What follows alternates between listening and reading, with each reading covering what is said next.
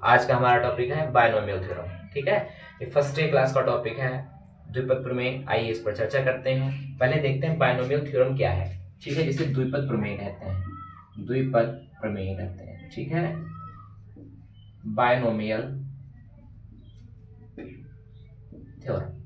ठीक है, ध्यान दीजिए, बायनोमियल थ्योरम एक इस प्रकार का विजीय व्यंजक है जो पदों के विस्तार को दर्शाता है। ठीक है, जैसे हम a प्लस बी की पावर 2 है। ठीक है, ये फार्मूला पढ़े थे, 9th क्लास में पढ़ते हैं, 8th क्लास में पढ़ते हैं। ठीक है, 10th में पढ़ते हैं तो हमें याद होता है a square plus B square plus 2ab। ठीक है, या 2ab बीच में B square, a plus B की पावर क्यूब। ठीक है, तो a cube plus B cube plus 3a square B plus 3b square है। ठीक है, तो इसी प्रकार से यदि हम कोई दो पद हैं और उनकी घात मान लेते हैं 5 या 7 है, 5 है, 7 है, 10 है और इससे बड़ी संख्या है, तो उनको कैसे याद करेंगे। ठीक है, तो मतलब कि पदों के विस्तार को बढ़ाने के लिए विजीय व्यंजक है, सूत्र है, जिसे हम लोग क्या कहते हैं, द्विपद प्रमेय कहते हैं। ठीक है, चलिए हम इस पर चर्चा करते हैं। तो मान लेते हैं, माना a प्लस बी की पावर जो है n है।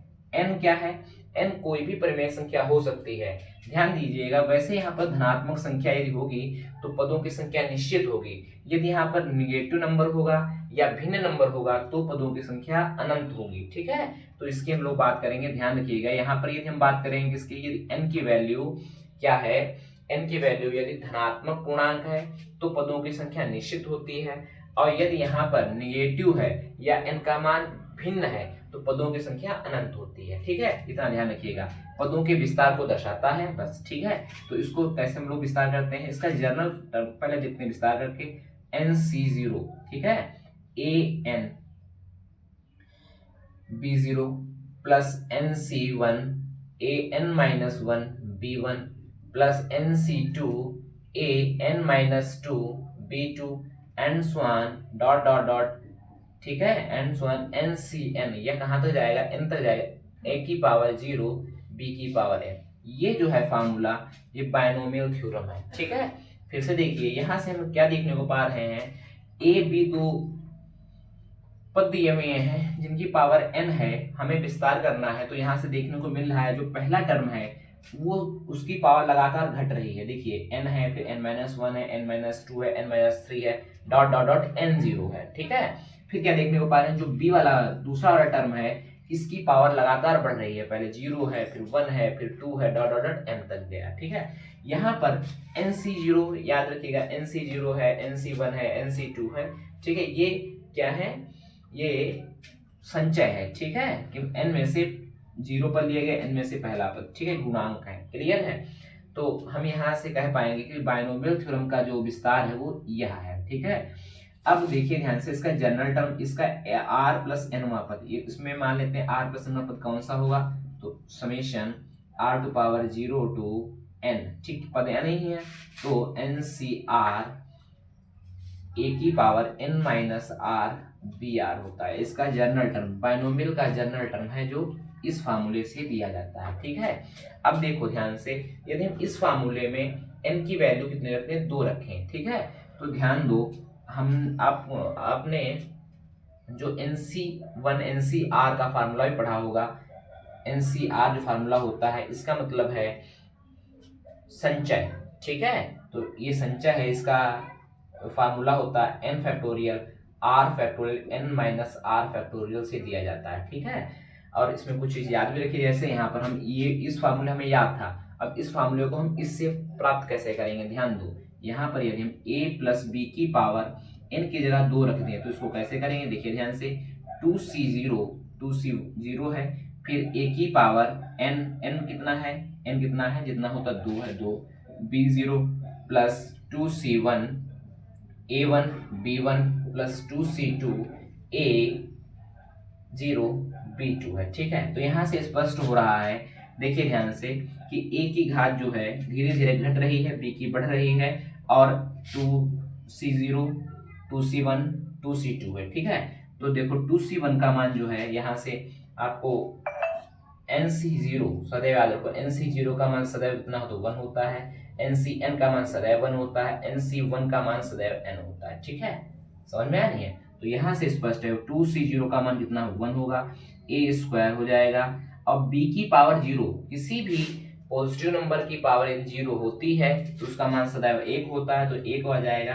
प्लस 2c1 की वैल्यू कितनी है n, मतलब n जो यहाँ पर रखा 2 हो जाएगा। a की पावर 1 है, b की पावर 1 है, प्लस 2c2 n होता है, उसकी वैल्यू 1 होती है तो 1 हो जाएगा। a की पावर 0 मतलब 1 होगा, b स्क्वायर तो b स्क्वायर, देखिए यहाँ से तो a square plus 2ab plus b square, ये वाला फार्मूला है। देखिए यही तो हमें याद था, ठीक है। तो हम छोटा फार्मूला इस प्रकार से, अब यदि यहाँ पर कोई बड़ा नंबर दिया हुआ है तो कैसे उसको फाइंड आउट करेंगे, तो ये वाला फार्मूला याद रखिएगा, बायनोमियल थ्योरम। फिर से देखिए बायनोमियल थ्योरम एक प्रकार का बीजीय सूत्र है जो पदों को विस्तार करने को बताता है, ठीक है। अच्छा, यदि इसमें पूछे यदि n की वैल्यू कैसी हो, पॉजिटिव इंटीजर हो, ठीक है, तो इसमें पदों की जो संख्या है, नंबर ऑफ टर्म्स जो हैं वो n+1 होते हैं, ठीक है, ध्यान दीजिए इस चीज को, ठीक है, इसको मत भूलिए। जैसे यहाँ पर पद कितने, इसमें नंबर कितना दिया हुआ n की वैल्यू दी है कितनी 3, तो इसमें पदों की संख्या होगी 4, एक नंबर बढ़ जाएगा, नंबर ऑफ टर्म्स में एक नंबर बढ़ जाएगा, देखिए यहाँ से 1 2 3 4, ठीक है। इसी प्रकार से इसमें n है तो इसमें पदों की संख्या कितनी होगी, n+1 होगी, ठीक है। क्लियर है, थ्योरम समझ में आई होगी। इस पर कुछ क्वेश्चन करते हैं, आइए हम लोग इस पर चर्चा करेंगे। देखो ध्यान से, मतलब क्वेश्चन है, बढ़िया क्वेश्चन है, इनको सॉल्व करते हैं।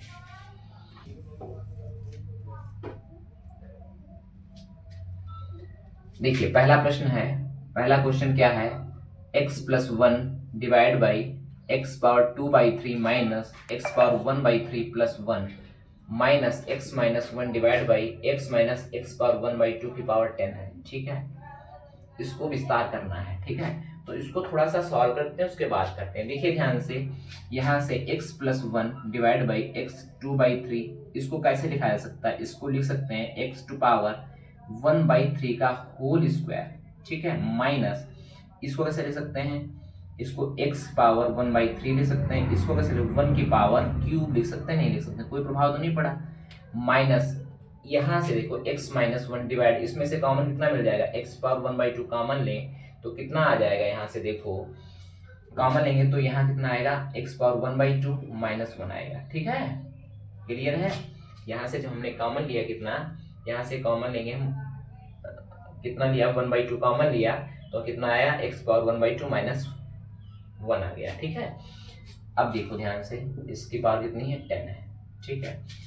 अब हम क्या करें, ध्यान दो, x+1 है, यदि हम इसकी मल्टीप्लाई जो है, इसकी मल्टीप्लाई x⁻1/3 -1 से कर दें ऊपर, और x⁻1/3 -1 से नीचे कर दें, कोई प्रभाव तो पड़ा नहीं इस पर, 1/3 का whole square minus x1/3 plus 1 का क्यूब, ठीक है, माइनस इसमें क्या करें, इसमें इस वाले से ऊपर नीचे मल्टीप्लाई कर दें तो x-1, ठीक है, और हमने यहाँ पर कॉमन कितना लिया था, x/1/2 लिया था कॉमन, तो कितना हो जाएगा, x/2 प्लस 1 ऊपर कर दें मल्टीप्लाई, और x1/2 था, इसकी वैल्यू x⁻1/2 -1, x⁻1/2 प्लस 1 ऐसे मल्टीप्लाई कर दें, ठीक है। तो यहाँ देखिए a minus B, a square minus B square, square लिख सकते हैं, इसको स्क्वायर लिख सकते हैं, ठीक है। ध्यान दो, यहाँ से एक फार्मूला बना, क्या, a³ प्लस माइनस b³ का फार्मूला क्या होता है, इसको प्लस से करें बेटा, इसको प्लस से करें, ठीक है, इसको प्लस से करें, तो इसका फार्मूला क्या होता है, a plus B bracket a² minus ab plus b square. तो यहाँ से देखो स्पष्ट हो, ये फार्मूला बन गया किसका, a³ प्लस b³ का, तो कितना हो जाएगा, यहाँ पर देखो x+1 x⁻1/3 plus 1 divide by, इसका फार्मूला बना, देखो a यहाँ पर यह है, b यहाँ पर यह है, तो ab, फिर a स्क्वायर मतलब इसकी पावर स्क्वायर, b स्क्वायर 1 का स्क्वायर, ab मतलब इसकी मल्टीप्लाई यदि 1 से करेंगे तो यही आएगा, ठीक है। तो ये बन जाएगा इसका फार्मूला x⁻1/3 का क्यूब प्लस 1 का क्यूब, ठीक है। क्लियर है यहाँ तक, ये फार्मूला बन गया। और यहाँ से क्या मिला हमें, देखो ये क्या था, x-1 into X power 1/2 plus 1 bracket में ये a plus B a minus B, तो कितना एक्स पावर 1/2 है, तो ये a square minus B square, तो एक्स पावर -1 आ जाएगा। ठीक है, अब यहाँ से ये कैंसिल हो जाएगा, और यदि इसको सॉल्व करें तो 3 3 कैंसिल हो जाएंगे। देखो ध्यान से, x plus 1 x power 1/3 plus 1 divide by x plus 1 minus x power 1/2 plus 1 divide by x power 1/2। ठीक है, यहाँ से यह कैंसिल हुआ। ठीक है, तो जो आया वो कितना आया, देखिए सॉल्व करो इसको थोड़ा सा आगे। सवाल बढ़िया था पहले, x power 1/3 plus 1 minus x power 1/2 plus 1 divide by x power 1/2, ये आया। इसको सॉल्व कैसे करेंगे? ठीक है, इसको सॉल्व कैसे करेंगे, इसमें कुछ मिसप्रिंट नहीं सही है। ठीक है, ए स्क्वायर प्लस बी स्क्वायर किया, सही है, कैंसिल हो गया ये वाला, इतना बचा।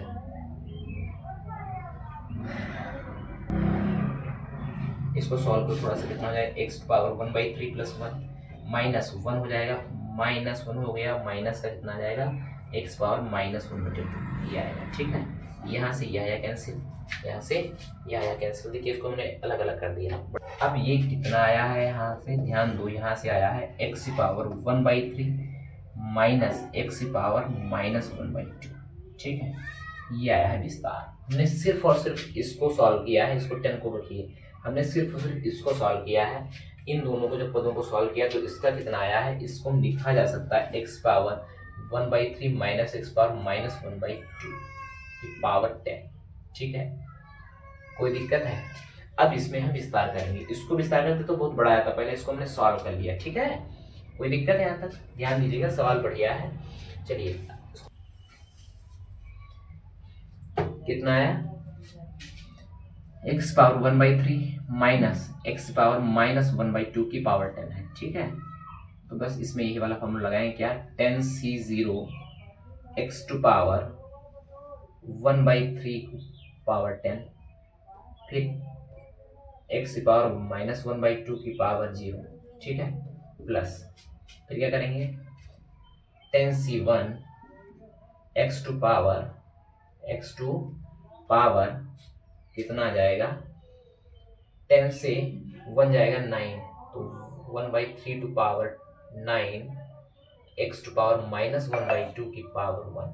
ठीक है, एंड सो ऑन, ऐसे जाएगा कहाँ तक, 10c10 एक्स टू पावर 1/3 की power 0 X to power -1/2 to power 10।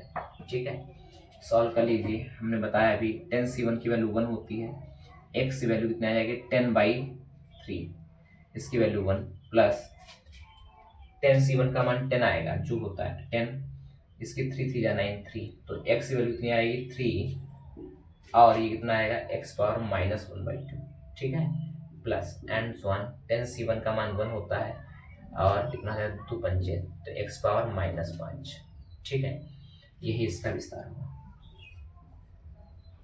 ठीक है, ध्यान रखिएगा इसको, तो इसको कैसे लिख सकते हैं, X power 10/3 plus 10 X to power 3 X power -1/2 plus and so on X to power -5। ठीक है, तो इस प्रकार के क्वेश्चन आपको ये क्वेश्चन इस प्रकार से कर पाएंगे। ठीक है, समझ में आया नहीं है? क्लियर है? अगला क्वेश्चन देखते हैं, सिंपल है, अंत से चौथा पद।